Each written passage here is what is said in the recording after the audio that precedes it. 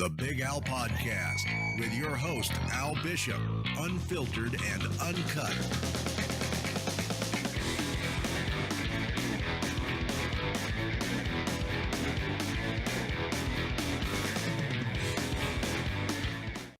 Conor Mcgregor.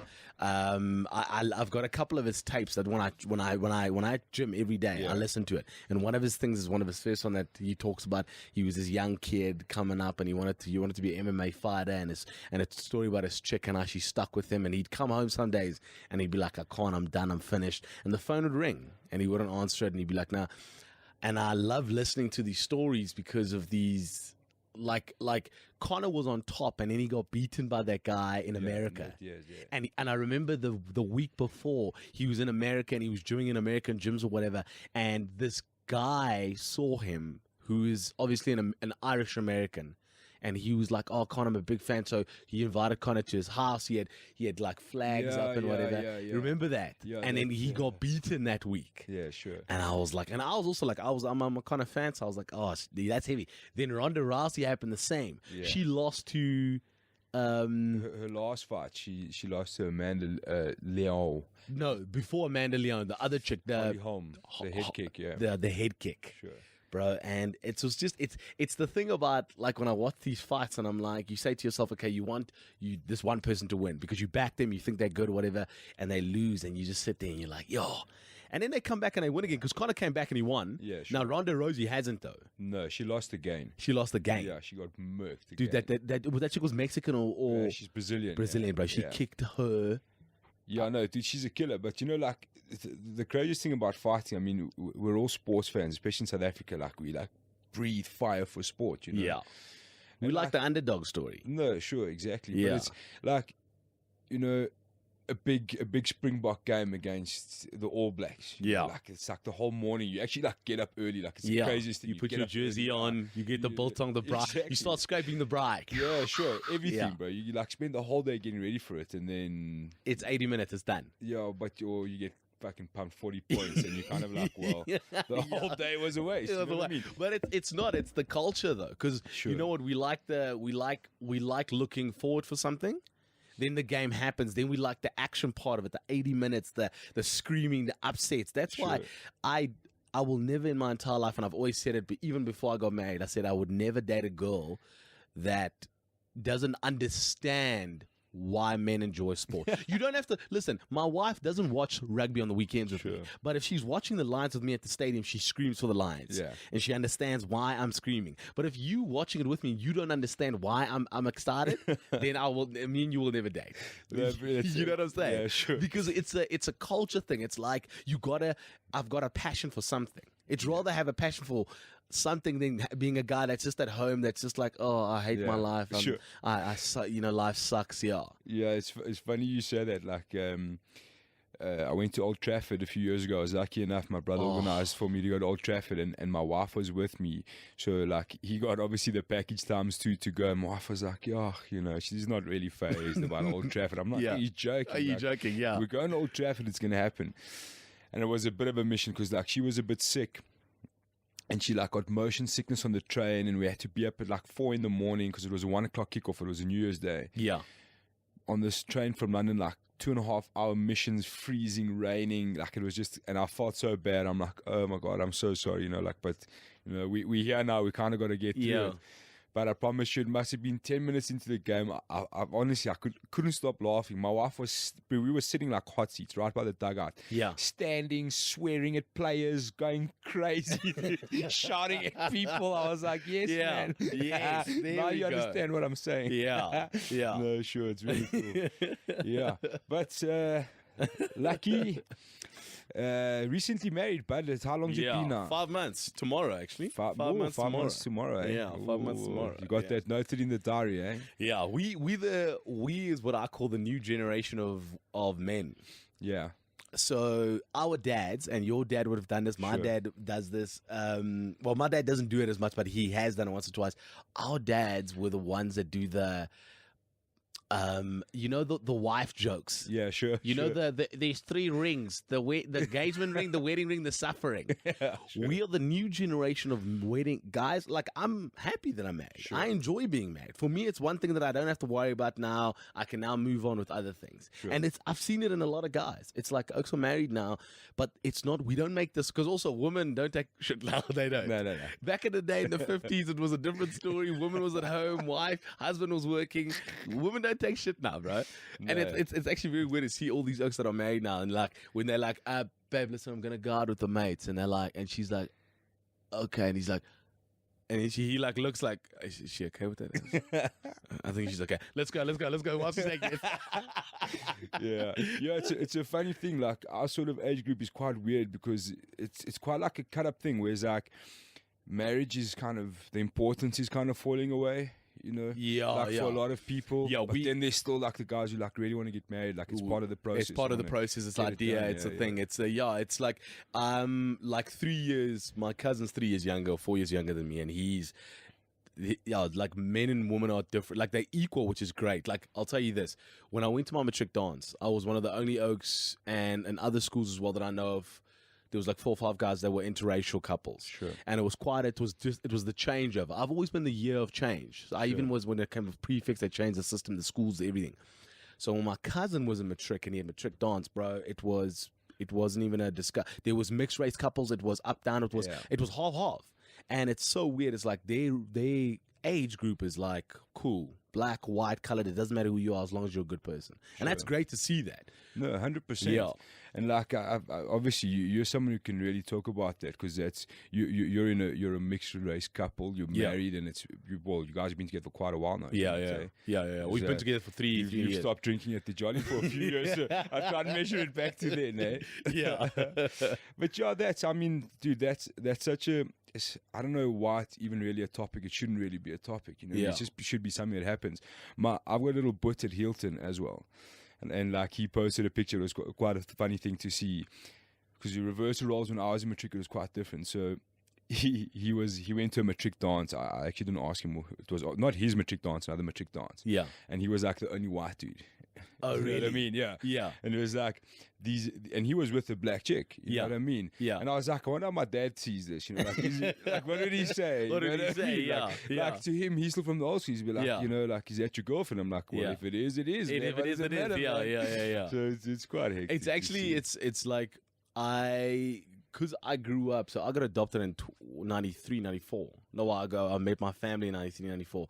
And it was strange. It was very upset, because obviously times have just changed. Apartheid has ended. Now the new government's coming in. And my mom she's a hard woman. Like, she's great. People love her. They meet her. She's friendly, but she doesn't take shit. Sure. So she slapped a man in the face in Spa, because she was holding me like this, and she was trying to get change out of her pocket to pay for the groceries. And this guy looked at her, and he like spat towards her, and he's like, "You're disgusting. You've betrayed our kind." Oh, when she smacked him, all the tellers, the ladies, stood up and they clapped. Yeah, sure. So for me, it was always like, okay, cool. But I grew up, and my mom didn't tell me like it was always like, you know, everyone's equal, which sure it is, because my brothers and sisters knew, and I knew, whatever. But when my girl, I've dated 70% of the girls are white. Sure. Because I think it's because of your environment. So I don't know how to speak vernac, so I can't really relate to a young black girl, because a lot of black girls, when I started dating them, when I didn't speak vernac, it was bad, because they couldn't take me back to their dads, because their dads would be like, well, then why isn't he speak vernac? Well, you know what I'm saying? It was an issue. Who is this imposter? So when I started dating white girls, every now and then people would look. Dude, it depends on where I am. So if I go to Westgate, which I stay in the West Rand, but if I go to Westgate, which I'd never do, but if I had to for some reason to go get shoes or a suit or something, people give me looks. So if I go to Vereniging, we used to have a house in the Vaal. Sure. Dude, a guy threw a bottle at me. So I stopped the car, put in petrol.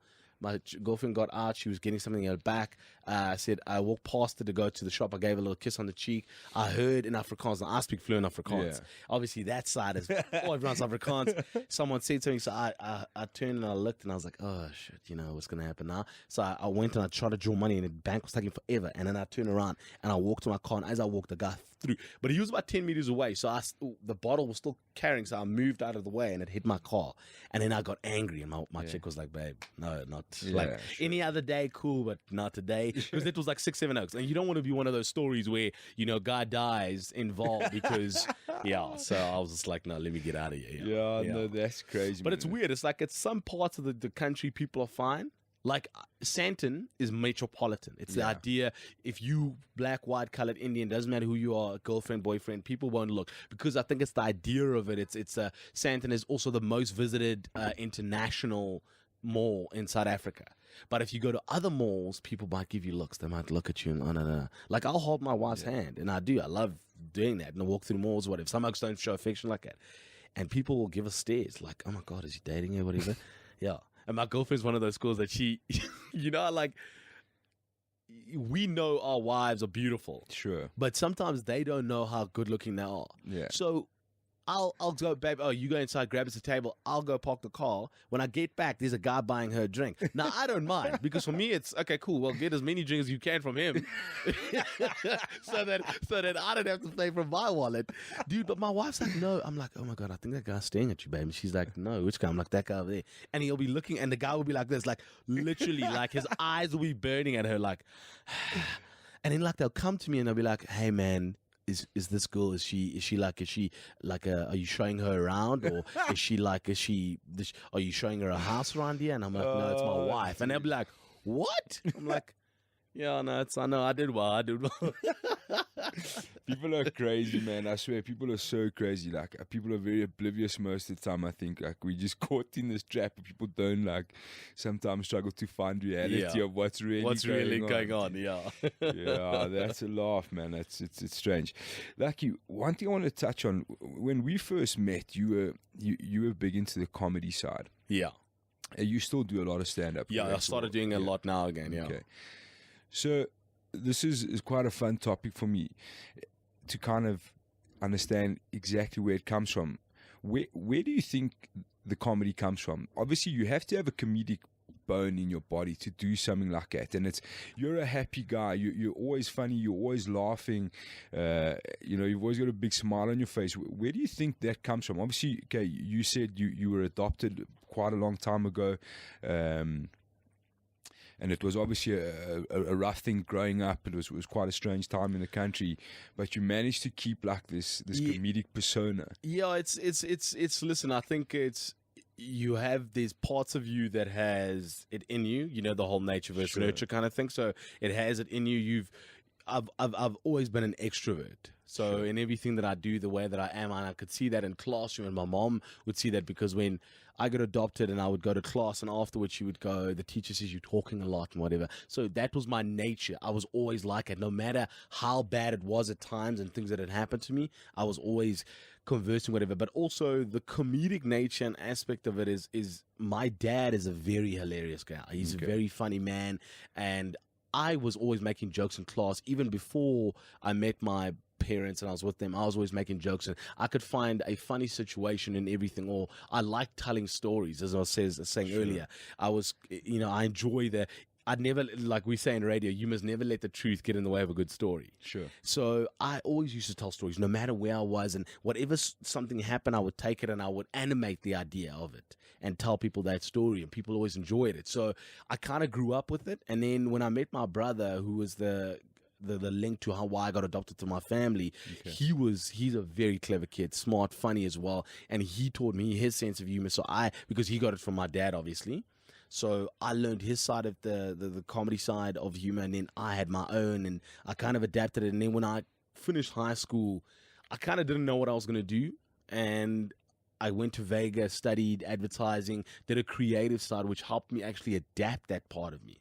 And one of my big projects, I did a stand-up comedy set, and I handed it in. I actually got great marks for it or whatever. And I realized I wanted to do it, but my old man always said, because listen, my dad is an actuary. Sure. So he's smart, he's written many books, and he's like, you'll study 3 years, then you will work 2 years, and after you've done that, then you can do all the jokes. And he used to say, he's like, you can make all the jokes you want and what that. And you know what, I have to say to him, I have to say that I thank him for it, because I know a lot of comics that work and they do comedy, but they don't have a degree behind them. Yeah.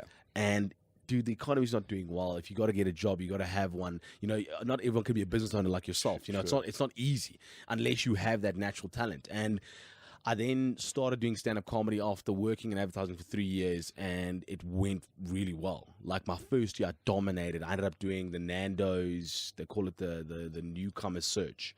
So they got 100 comics, and you do 10 a day. So 5 days, then 5 days like that. And then I ended up coming second. And that was amazing. And I did a whole bunch of comics works. And then when I got the 7 to 10 show, 10 to 1 show, I had to stop doing it. So I stopped for 4 years. And now I'm getting back into it again. And there is a natural side of it that I have, the storytelling aspect. And then I learn a lot of comedy from my father, who's a really funny man, and my brothers and sisters as well. Yeah. Okay. And then how did the radio thing come about? Like, obviously people were trying to tell you, look, you've got a face for radio. My manager was like, she says to me, she goes, you need to go for this interview. Okay. At Prime Media. So I was like, okay, cool. But I was like, so when is it? She's like, no, it's on the Friday, and you must go at 3 in the morning. No, Saturday, you must go at 3 in the morning. So I was like, what interview is at 3 in the morning? She goes, it's like a lineup thing, whatever. A lot of people. So what she was trying to tell me is it's like an Idols audition, which I didn't know until I got there and I realized what it was. So I stood in line, and I remember I was 29th. No, I was 19th. And I was like, okay, well, here we go. And I waited. And 9 o'clock came. And 9 o'clock from 3 o'clock felt like it was years later. But I remember meeting with it was the guy who was the music manager at the time, Zane. And I met with him. And he was like, dude, I really love your voice. Go. And I had to go to this other place. And I stood in the sound booth, and we did a whole bunch of reads. And it was done. And then they said, we'll call you back on Tuesday. And I thought they said that to everyone. So I left, kind of like not really optimistic about the idea. And I left, and I was like, cool.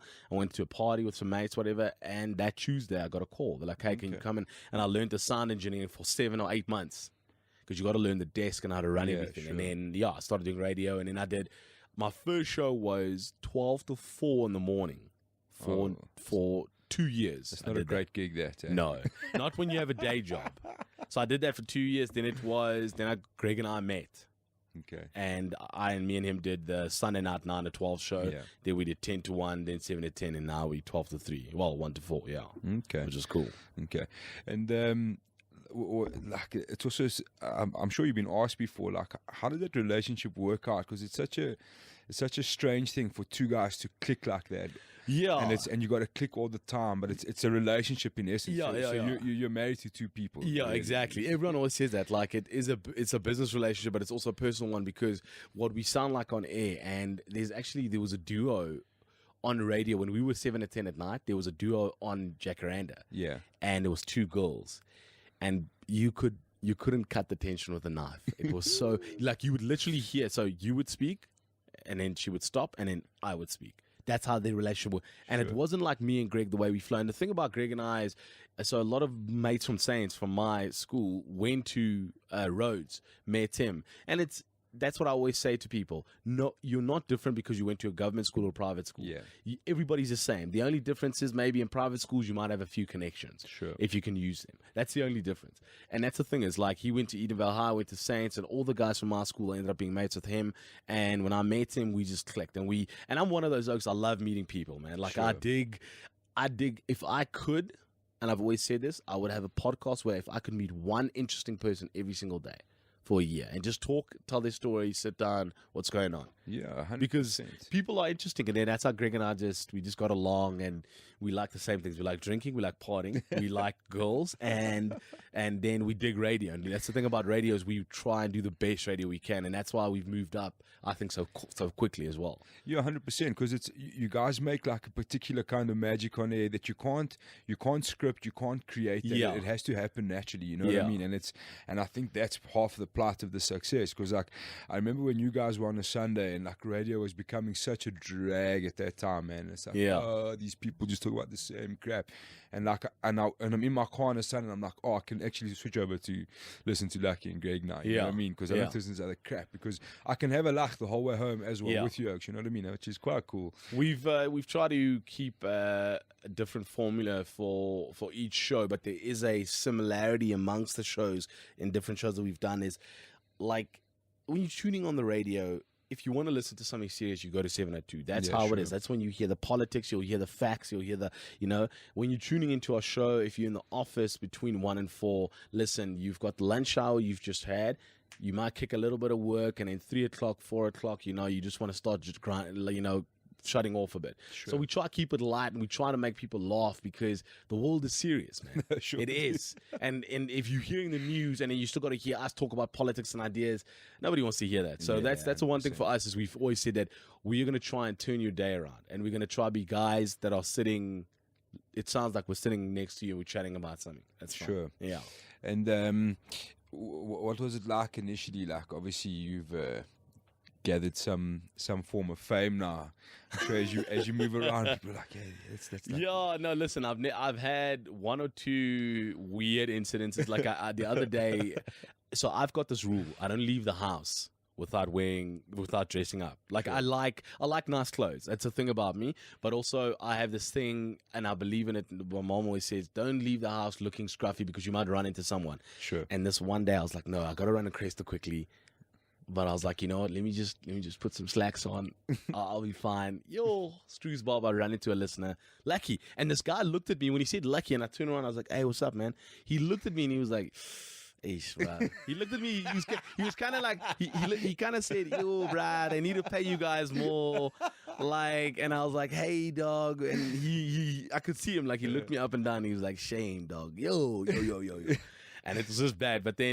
But yeah, I've had 1 or 2, and then I had a girl. Oh, Greg the other day. So we were at Joburg Day, and this chick. So Greg is standing next to his girlfriend, and we're walking through the crowd saying hello to people, whatever. And this chick comes up. Now she's been following us forever on Instagram, and she likes. So you'll see she'll like one photo, and then she won't like your photos for like months, and you'll forget about her. Yeah. And then you'll see she's gone back like 6 months and liked every photo, and then she came up to Greg and she's like, "Hey, Greg," and she's always said, "Greg, I really love you." Yeah. And then Greg's like, "Oh, thank you so much for that." So the one day she came to Greg and she didn't know Greg's girlfriend was standing next to him. She's like, "Hey, Greg, listen, can I have your number?" And Greg was like, yeah, let me just ask my girlfriend if she can have it. Babe, what do you? And she was like, "Oh, sorry, is this your girlfriend?" And I was like, "Oh my God." But yeah, most of the time people don't know who we are. The only thing is, I'll tell you this: people recognize us when we're together. If we're walking together, they'll know who we are. But if we by ourselves, people don't. Yeah, unless they really do research. Married, yeah. bro. Yeah. You guys are married. That's the way it is. Yeah. You can't have one without the other. Dude. Yeah, no. That's quite cool. I wanted to just dive into the beginning part before you were adopted. So where did you pick up the Afrikaans? Where did that come from? Because I mean, I went through the same schooling system as you, and I can't speak a word. Yeah. Well, I can if I have to, but So what happened was I met. So my beginning is quite hectic. Before I was adopted, I was stolen from my father. Then I was traveling with this lady from Kimberley. That's where I was born. okay, hang on. How were you stolen from your father? So I was born and I was staying with my This dad. is your biological dad. My biological dad, Okay. my real dad. So I was staying with him, and he, funny enough, talking about fighting and whatnot, he used to box. Okay. And when I grew up later on, I started boxing because of him. Okay. And I used to watch him. So I used to sit as a kid, and I'd sit on the floor and play with the cars. And I'd watch him, and he'd hit the bag an hour every single day. And he was a tall, huge, bald black man, which is pretty much most black men today, but it could be anyone. But and every single day he'd then he'd shower, he'd pick me up, and he'd walk me through the town. And every single day, I remember the one thing about him is, which I know why I'm like this, is he knew everyone. He greeted everyone, he said hello to everyone, and he was just this charismatic, friendly. Everyone said hello to him. And then the one day, this girl came to stay with us. So she was staying with us for a while, and she then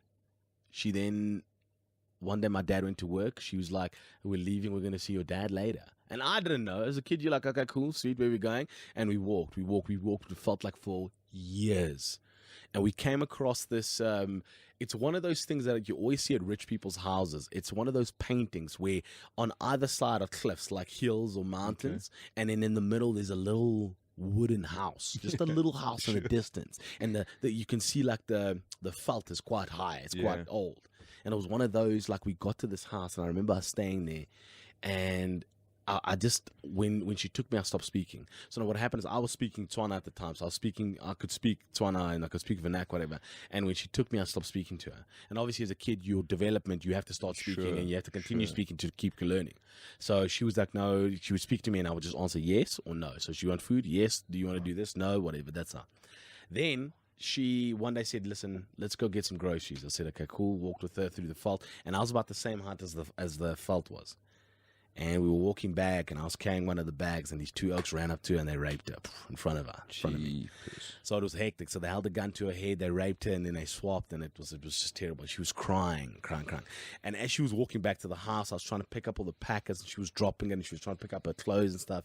And it was quite a hectic thing. I remember her crying what felt like for years. Even later when I got adopted,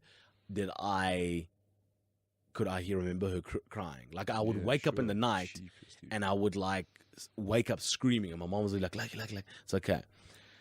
So she was crying for about what felt like for months or years. And then one day she went inside the house, and I used to sit on top of the hill and look down at the house, and I would just sit there and just wait, and always trying to look out for my dad. He never came. And then one day she came out, she said, we're going. And we walked and we left this house, and we went to go stay at another house with this other guy. But he was abusive, and he used to wear a lot of leather. Which was very weird, I think in the 80s or the 90s. Jeepers. But anyways. What, was he like Michael Jackson leather? No, or was it like something crazy else leather? Like he was like Ving Rhames leather. Like he was a big black man, like a huge, and he would wear these leather jackets and leather pants and whatnot.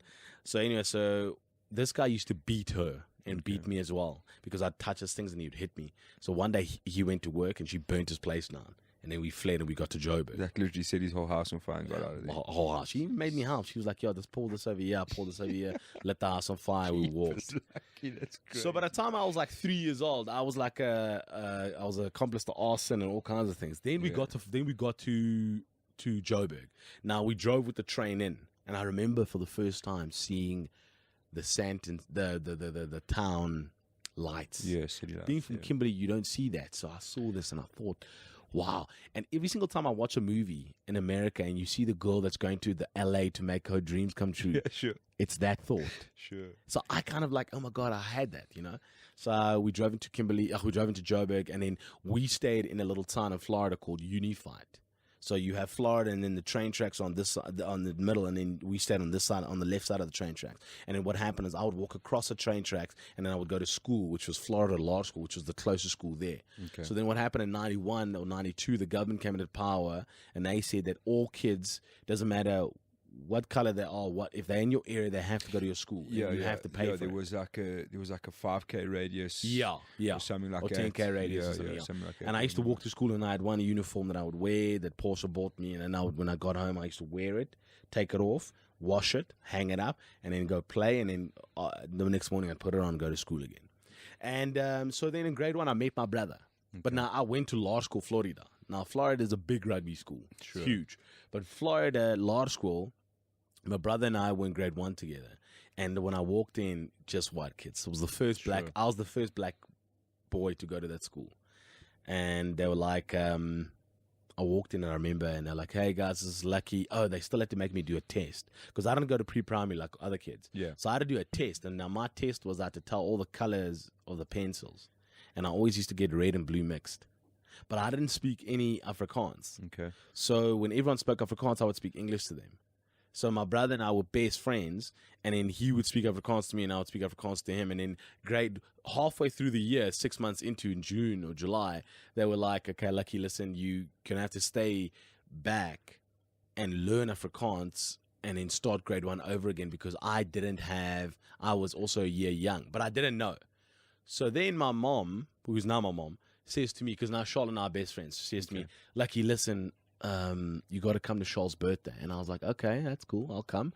And then I was like, sorry, man, what is a birthday? And she's like, it's your birthday, when you're born, and then everyone comes and we get cake and presents. And I was like, oh my God, there's a day like this? And she's like, yo, when's your birthday? And I didn't know. Sheepers. So she said, what do you mean you don't know? I was like, I don't know. And she went to the school. She was when's like his birthday. They're like, listen, he didn't have any birth certificate. We don't know his birthdays. So she was like, no. So she took me to Santon Clinic. And there were these two doctors, and they scanned these 3 fingers. So my right hand, index, middle, and ring finger. Okay. So they scan the finger, and it's exactly the same thing that they do in CSI, where they, when there's a dead body, they don't have a wallet. They go, John Doe is 49 years old, or whatever. Now they do that because they know, they scan the body's bone graft. Okay. So they scan my bone graft, and they're like, okay, cool. He was born in 1987. Then they were like, okay, 1987, cool. And then they said, and then they figured out, I was born between July, August, and September. But they said, the doctor said, that's the closest we can get. So my mom went and she chose August, the middle month, and 15th, the middle day. Okay. That's my birthday. Yeah. Jeez, that's So then, crazy, yeah. But then my brother started grade 1, and then started grade 2, finished grade 1. So he started grade 2, then I started grade 1. But we were still mates. And then by the time grade 1, I started grade 1 again, fluent in Afrikaans. So then I spoke Afrikaans and nothing else, yeah. Yeah, it's funny how that happens, how like as a young kid like that, things happen so quickly. But you learn languages easily when you're a kid as well, yeah. It's like your mind's like a sponge, yeah. Sure. Yeah. Jeez, man, that's a hell of a backdrop on a life story, man. It's quite crazy. So, again, like obviously we touched on the comedy side of things. It's such a strange thing again now because it reiterates my point even more. How do you think you've stayed like such a mentally strong person? What has kept you going? I mean, like many people have said, look, I've had this horrible past and just been like this ball of depression and kind of ventured the other way. Listen, I have to be honest with you. It's come up and it kind of, there was points where it slowed me down. Sure. But I've realized a few things. So I realized when I got adopted that I got a second chance. And I realized this not too late. I realized this later on in life. So when I was like 20, 23, 24, 25, whatever. But bad things happen to everyone. We know that. You know, people have had their parents killed in front of them. People have had massive car accidents or whatever. And the thing is that you're going to go, okay, cool, this event is changing my entire life and I'm going to be different forever, or I'm going to go, cool, this has happened, it's sad, it's upsetting, but I still need to move on. I still need to go forward. Now, it's different for different situations, obviously. Mine happened when I was a young kid. So psychologically, I know the stories, but what happened was, which I didn't tell you now, is that my mom and I recently with my wife sat down and I said to my mom, hey, listen, tell me, so what happened was, so I just got to backtrack here. What happened was I was dating my wife at the time and she was my girlfriend, and there were a bit of like issues between us because I couldn't commit. And it wasn't that I couldn't commit. I just didn't. I was like, no, I don't want to be with you. And she's older than me and she wanted marriage and I didn't want, and I was confused, whatever. And she said to me, why don't you go see a psychologist? And the worst thing for someone when they don't want to be is to be told go see a psychologist. And that's the thing, is people think that only crazy people go see a psychologist. And it's not true. The thing about it is I'll tell you something, it's one of the greatest things that I've ever done because I got to know myself. And the great thing about this, the guy that I went to go see was an ex-Saints boy. Okay. Played rugby just like me, Cravenwick, also scholarship to St. Stephen's. So when I sat down with him, he told me this, and me and him sat down and and then he said to me, Lucky, he told me a few things about myself that I didn't know. And then he said, Lucky, why don't you sit with your mom and you tell her what you know, she'll tell you what she knows, and you'll close the gaps in some of the stories, because some of the stories did have a few gaps. So I did that. So I sat down with my mom, told her stuff that I knew, and that she told me stuff that she knew. And there were massive things that I didn't know. And I never asked her, because when I started staying with my mom and them as a kid, because I didn't have a pre-primary, a childhood like other kids, and I saw so much violence and whatever, I just wanted to play. Sure. So my mental level was a 3-year-old when I was 7. Do you know what I'm saying? Yeah. Where most kids are like, cool, I'm learning now when I do this. I would still want to play with cars and blocks and fire and imaginary toys and whatever, because I wasn't mentally where other kids were. And my mom never understood it. And then later on, when I told her, she didn't realize, okay, cool. So the thing is, I realized, you can feel sorry for yourself, and and I did. There were moments where I did, and I would act out, and I would tell my mom, no, well, I don't, you're not my mom. Well, I never said that actually, which I think is bullshit. So a lot of parents come to me now for adoption advice, and they talk to me and say, my son is doing this, whatever. And the best advice that I can have to these kids, and I've sat kids down, and I've said, dude, what is the problem? Why don't you think it's not my real mom and no one loves me? And I'm like, what are you talking about? You have people that have taken you into their house, they've adopted you, they love you, they are your parents. your parents, your other parents have left you, and same as mine. And the thing is, I've said to myself, you can either be sad and you can cry, you can be upset and you can be bleak about it, or you can go and be strong and look at life and go, you know what, I got to make the best. Also, the thing is, my family is very competitive. And when I was young, my brothers and sisters were the top at what they did. And I had 2 sisters, 2 brothers. So I decided, you know what, I can either be like them or better, or I can be worse. And I worked so hard. And that's the thing for me. When I started working, I didn't know what I wanted to do, but I ended up doing well in advertising, and I was one of the best at it. So I decided, cool. Then I started doing comedy. Then I wanted to be the best at that. Then I started doing radio. And then, so whatever you tackle at the time, you got to be the best. And we all have, I'll tell you this. The worst thing for me is I went and I did a talk at Saints, and I said, black kids, white kids. I'll tell you this right now. The big thing about it is, some of you will go out, you'll study, you'll get a degree, and some of you won't get jobs. The white kids will say, I didn't get a job because BE. Yeah. No, that's true. BE is, the concept of BE is a great idea, but it's not being utilized right. Same as the idea of communism. If all of us are poor and all of us together start working together to build a nation, cool, then communism works. But there's always one selfish arsehole who's like, no, I'm going to get more than you, right? Yeah, because it's human nature. So the white kids will say, yeah, but I'm not, black, so that's why I didn't get a job. So cool. Then I said, guys, if you're white and you're good at what you do and you're phenomenal, you will find a job. You just got to be persistent, and you honestly, the chip off your shoulder, let that shit go, because that's the biggest thing that drives negativity, is everybody feels sorry for themselves. Then I said, black kids, you as well. You go to Saints, you got a scholarship, or you didn't, or your dad put you in here, but you're not getting a job, or you're spending your dad's money for 4 years, and now so you got to get a job, but you don't want to because whatever. Or, oh, I'm black, and some white kids got white privilege. Listen, no one cares. Yeah, 100%. Nobody cares. So it's on both sides, and that's the problem with South Africa. We are one of the biggest nations that feel sorry for ourselves because we feel everyone owes us something. You know what I'm saying? Yeah, that's that's such a great topic, and I think, I don't know, maybe our sort of age group is quite like in quite a good position to talk about such things. Like, I mean, I see guys from like my age group that went to school with me. Yeah. And Keys is a great school. No, sure. Yeah. But they talk about these things, and I'm kind of looking at them. I'm like, I look at my situation. I'm like, you know what?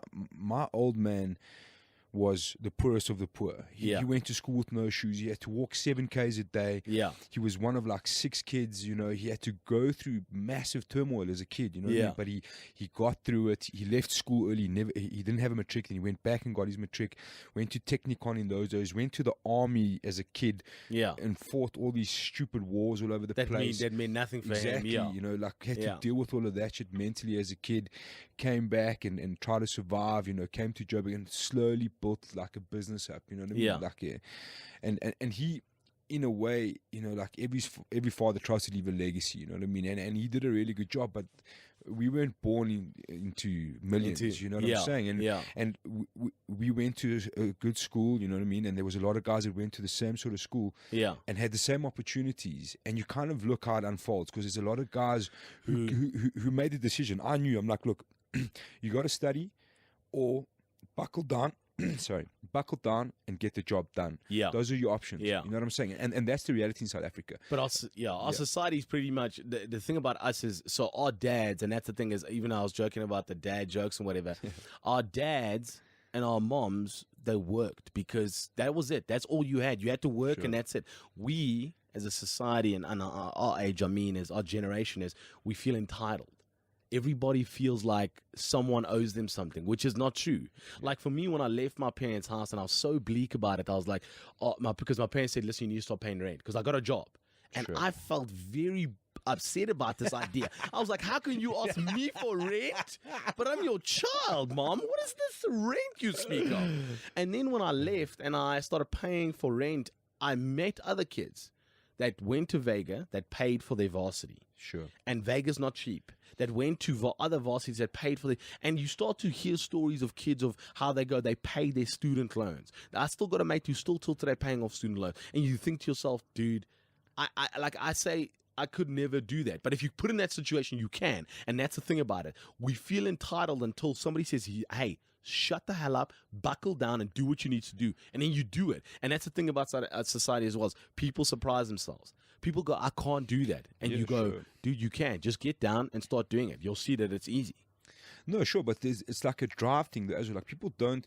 The scariest thing, Lux, is that like a lot of people actually are so scared that they might succeed. You understand what I'm saying? Yeah. Like I promise you, like for me to start a podcast, and I was like, I'm one of those guys. I react on an impulse. You know what I mean? Like I've always been like it. I get that from my old man as well. He's like it. You know what I mean? Like the thought will come into his head and bang, do it.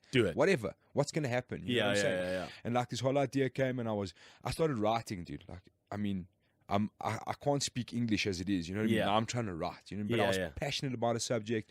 MMA like really stuck with me. Like I've always done boxing, started doing jiu-jitsu, and like started putting things together. And then this mental thing, I saw something else in MMA that people in my eyes, not everyone was understanding. And I started writing. I was like, you know what? Who the fuck reads in 2016? That's when I started. Nobody fucking reads, bro. So and if it's not a 1 minute, if it's not a 400 words, then it's exactly, it's too long. You know what I'm saying? And to try and get your point across, like it's cool. Like people that want to read will read, but you like kind of stuck there. And I was like, you know what? Podcasts are the thing. Let me start a podcast. And I'm like, in the back of your mind, you're like, what the fuck do you know about podcasting, dude? You know, and what do you do? It's 2016. YouTube that shit, my man. And you get the idea, and I'm like, you know what? I'm going to do that. And I did it. And I started. So what? Like, and whatever happens, happens, dude. And that's, people are so like scared. Oh no, I can't do that. I don't have the voice. I don't know how to set this. Or I don't know how to do this. But you do. That's the secret. You've got the ability to find out.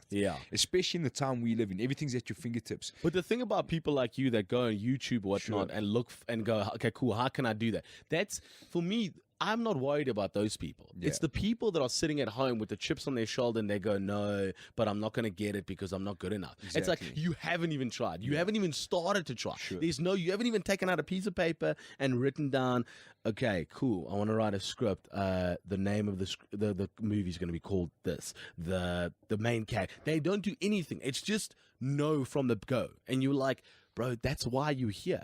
And then they see their friends flying on holidays, go to this, and they go, why am I not like this? It's like, well, because you're sitting at home and you're sulking. Yeah, dude. And waiting for someone to come and save you. That's, I have to say, so like now, you know, I'm turning 30 this year, and I've been one of those oaks that I don't like getting older. I hate it. It's the idea of, you know, your knees are now when it gets cold, gets sore. I'm busy rubbing this one on the left-hand side, But I started to look at my friendship groups, and I'm starting to just cut oaks off. It's like because some oaks are just a waste, man. You know what I'm saying? Like you go to a party with a guy and he tells you the same story every time. And you him and her are always fighting at parties, and you're just going, guys, if you guys are fighting every time we go out, why are you together? Just break up, because obviously it's not working. No, but I love him. No. And that's the thing for me. I've started to like look at friendships and I'm like, no, this is a waste. That's a waste.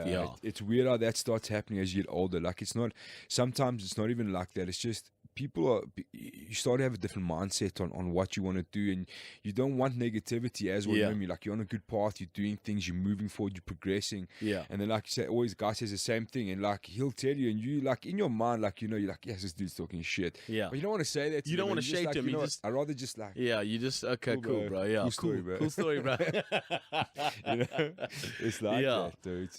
It is like I think it's obviously we get wiser, and the thing about it is, if we had this thinking when we were 20, like the biggest mistake I've made in my life. Like, okay, so I'll tell you this.